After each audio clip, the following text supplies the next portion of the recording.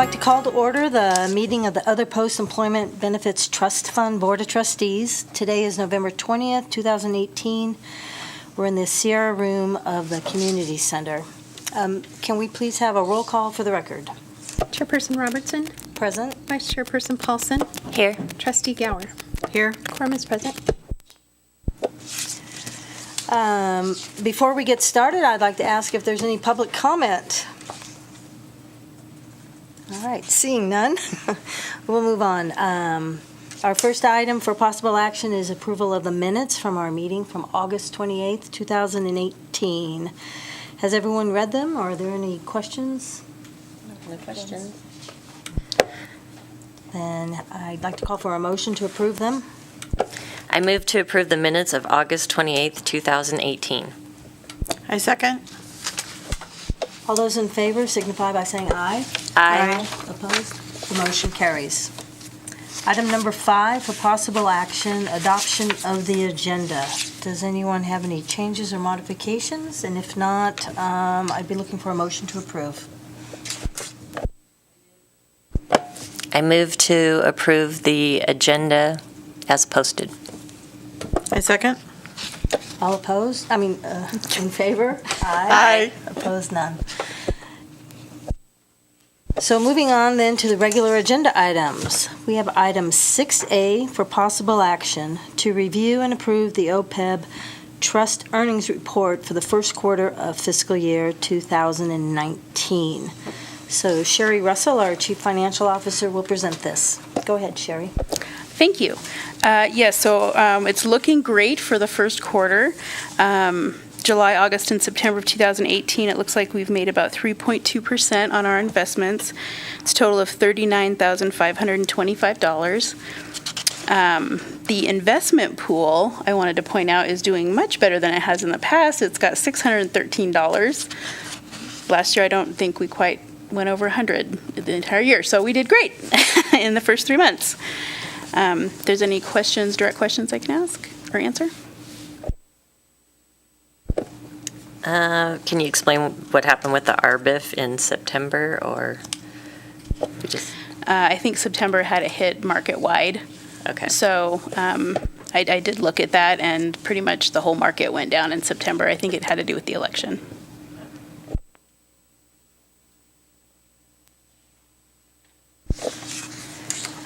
Any other discussion? How about a motion to approve? I move to approve the OPEB Trust Earnings Report for the first quarter of fiscal year 2019. I second. All in favor? Aye.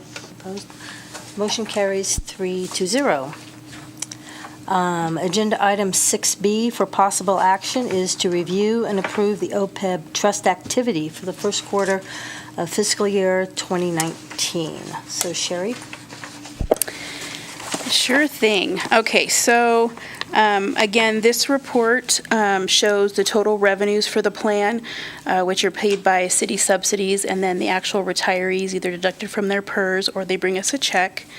And then it shows the expenses, and these are basically the premiums we pay for medical, dental, vision, and life insurance. So the monthly profit and loss should net to zero. However, every month we have people that terminate the plan or they come on the plan, and there's always a month lag. So it looks like we overpaid a little bit in July, but then we recouped that in August. And then in September we were flat. So we should do that throughout the course of the year. At the end of the year, we hope to be flat, or we have a receivable or a payable to the retirees. There is a correction on this down at the bottom where I do my quick little asset and liabilities. The beginning fund balance, I picked up the wrong number. It should be $1,130,086.58. And the deferred revenue, kind of more towards the top, the $2,071.33 should be zero. So if you fix those two, it nets to this exact same total liabilities and total asset amounts, because the current year earnings increases. So that was a little oopsie on my spreadsheet. Are there any other questions on this spreadsheet? The spreadsheet does reflect the interest income and then the other $80,000 deposit to the OPEB trust, which, if you remember, last year before 6:30, I transferred $120,000. We had budgeted $200,000, so this is the other $80,000. So it's actually from 18, but it won't reflect in our 18 financials. It'll reflect in the 19. And that's again due to GASB 74. Does the, when the board determines that they're going to like make a payment of $200,000 during this fiscal year, do they do that each year? They come up with a new number, or? It's in the budget. It's done during budget time. Do you remember how much we budgeted for fiscal 19? I believe it's only $200,000 again. I'm trying to get that up.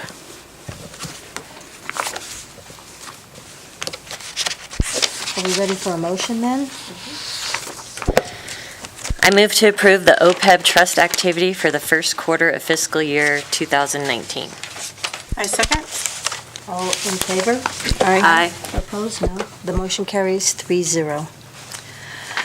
Our next agenda item is for discussion only.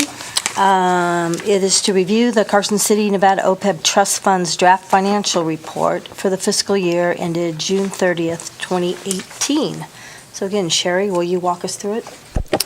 Sure thing. Okay, so this is a draft financial. It has not been audited. I put this together because our audit doesn't even begin until January, and I figure 5 months out is probably a good time when you guys should know what happened last year. So I give you a snapshot in time. It may change based on what the audit finds, or some corrections. I know clearly I didn't finish a few things when I was updating the MD&A. Madam Chair, thank you for finding those things for me. But I haven't gone through this one final time before the auditors review it. So one thing I am fairly certain is not going to change is page 6 and page 7. This is the net position and activities reports compared to the prior year. And this is the 6 and 7 of the financial, not of the whole packet, because I know they all have different numbers on them.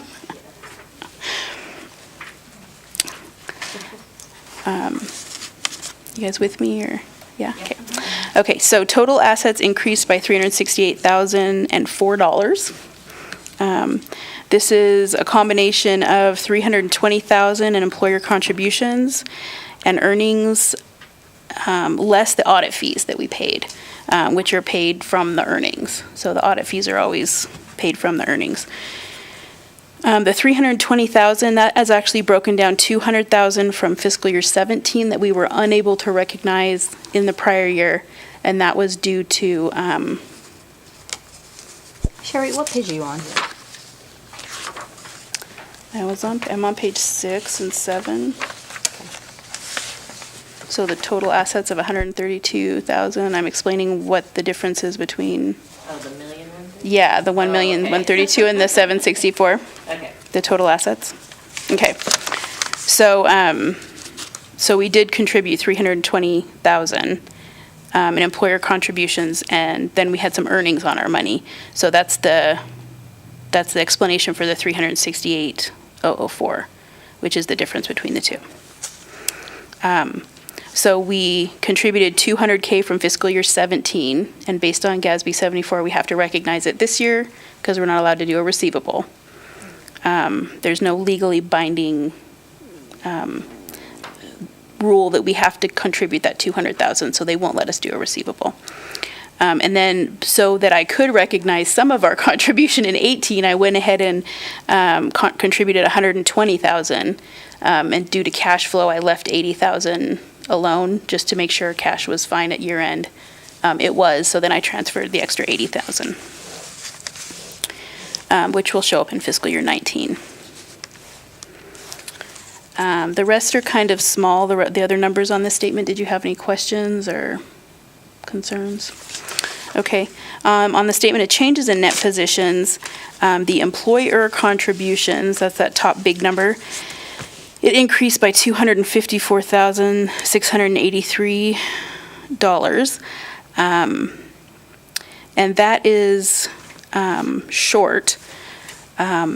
$56,738. We had a PERS contribution that was like 2 months late. We had to call PERS and have them send us a new check because it didn't arrive. So basically, our employee contributions had to float, or the employer contributions had to float the employee contributions for a few months. So that's why the 254 isn't at the 320 that you'd expect. Earnings are fairly consistent from year to year, which is great. Our benefits increased, and I thought that was kind of a high increase. When I looked at it, it's simply because our subsidy has increased. At the end of 17, it was $50,000 per month, and at the end of 2018, it was about $62,000 per month. And the number of retirees has changed from 140 to 154, but I think the mix might have changed too. I think some might have terminated with the older, smaller subsidy and been replaced by the larger subsidies. So I think that's what's going on there. Ending fund balance increased by 49.3%. Isn't that a great number? So our ending fund balance is $1,130,087. Again, these numbers may change once it's finalized, but this is what I'm reporting to you now. It shouldn't change too much, but the audit, I don't know, they always seem to find something, don't they? On the notes, on page 11, I wanted to point out the total OPEB liability. So this is what we're building towards, this trust, to try to offset this liability. They're very big numbers. We have a long ways to go. Yeah, I don't know if this is going to happen in my lifetime, but we're going to try to Have you keep building. divided that number by 200,000? How many days is it? Yeah. So that's the total liability. And then on page 12 and 13, there's some interesting sensitivity rates that I wanted to point out. It's basically if they change the discount rate by 1%, plus or minus, what would happen to that liability? Because that OPEB liability is one gigantic estimate of who we have and who's going to accept the plan and what the interest rates are going to be like later in life and what health insurance rates are going to be like. So this is just a 1% change. It goes, for the discount rate goes from 57.8 million to 84 million. That's the range that could be incorrect based on whatever that discount rate ends up being. And then on page 13, same thing with the health cost trend rates. So a 1% increase or decrease, again, it can go from 55 million to 91 million. So it's quite a large range because, again, this is a big estimate. So I wanted you to be aware of that. Unless there were any other questions, that's really all I had right now. I'm just curious, have you looked at what our nearby counties have? Are their liabilities this huge as well? Those that still have OPEB plans are. I know Washoe County doesn't have an OPEB plan anymore. They closed theirs. They still have an OPEB trust, and for the employees that were in the plan that retired, they're still paying them. But for their current employees, I think they're offering some kind of VEBA, which is it's like a defined contribution plan. So whatever you put in is what you get out, as opposed to this, where we're paying a certain premium, so we're telling you the benefit before you retire. So our plans do tend to be more costly.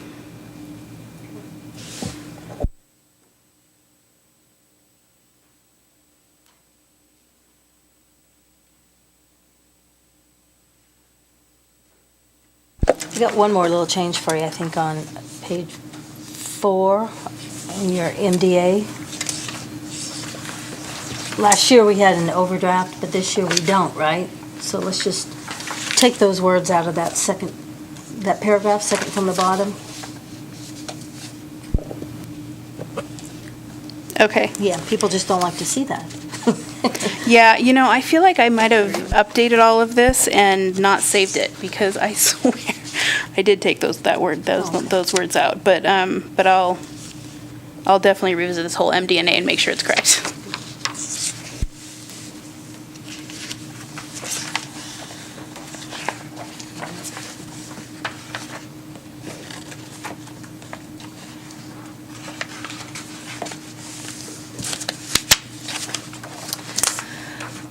Any more questions or anything to discuss?